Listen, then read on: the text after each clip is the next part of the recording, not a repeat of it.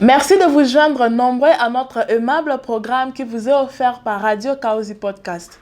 Au micro, votre humble servante Léa. Au menu du jour, c'est un point que vous découvrirez tout au long de l'émission.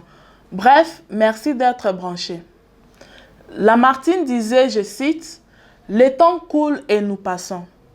Mine de rien, 2026 avance déjà et avant même que nous nous rendons compte, l'année sera terminée. Comme dit-on, à chaque jour suffit sa peine. De même, chaque année, nous prenons de résolutions. Nous avons tous des projets pour la nouvelle année, des idées conçues pour ce que nous voulons accomplir et sur ce que nous voulons que l'année ressemble. Pour certains, le projet est bancable et de ce fait, ils parviennent à le réaliser. D'autres y travaillent encore.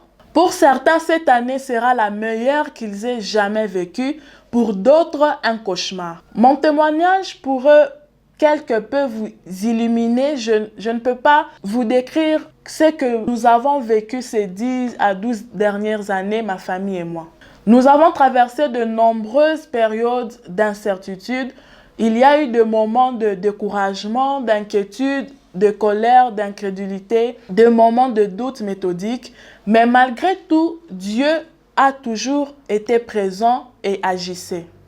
Bien que cette période a été difficile, nous sommes restés fermes dans notre foi et nous avons marché avec Christ. Je ne sais pas ce que vous traversez cette année ou ce que cette année vous réserve. Cependant, dans le bon comme dans le mauvais moment que nous avons tous vécu jusqu'à présent, pouvons-nous nous arrêter un moment et jauger notre intimité avec celui qui a tout dans ses mains, à savoir Jésus? Sommes-nous en train de nous approcher de lui ou bien sommes-nous dans les glissements, nous éloignons de lui petit à petit? Prenons-nous un moment pour nous interroger. Quel est l'état de notre foi, de notre relation avec notre Seigneur et Sauveur Jésus-Christ? Lisons Romains 12, 1.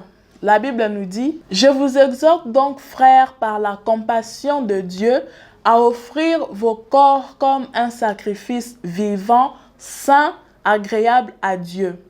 Ce qui sera de votre part un culte raisonnable. » En plus de tout ce que nous avons prévu et prévoyons de faire cette année, avons-nous l'intention d'être des sacrifices vivants à Dieu? Avons-nous l'intention de lui plaire en tout et de vivre selon sa volonté? Vivons-nous comme maître absolu de notre avenir? Avons-nous consacré notre vie au Seigneur Jésus? Avons-nous reçu Jésus comme notre Seigneur et Sauveur?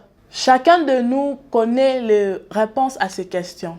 Romains 5, 20 nous dit « Or, la loi est intervenue pour que l'offense abonde, mais là où le péché a abondé, la grâce a surabondé. » Romains 5, 20 nous rappelle que nul n'est parfait, nous sommes tous pécheurs, mais la miséricorde de Dieu est plus grande que nos fautes. Par sa grâce abondante, nous sommes sauvés. Par cette même grâce, nous devenons enfants de Dieu. Par sa grâce, nous recevons le don de la vie éternelle. C'est aussi simple que cela. Acceptez-le comme notre Seigneur et Sauveur, abandonnons nos vies à lui et laissons le Saint-Esprit nous guider. Cette année, dans tout ce que nous entreprenons, puissions-nous nous rapprocher de lui, puissions-nous nous tourner vers lui et lui plaire en tout. Puissions-nous vivre uniquement selon sa volonté, suivre la direction du Saint-Esprit. Puissions-nous accepter sa volonté et la laisser accomplir dans nos vies. Que 2026 ne soit pas seulement une année d'ambition, mais une année de consacration où notre plus grande réussite sera de vivre chaque jour comme une offrande à celui qui nous a tout donné.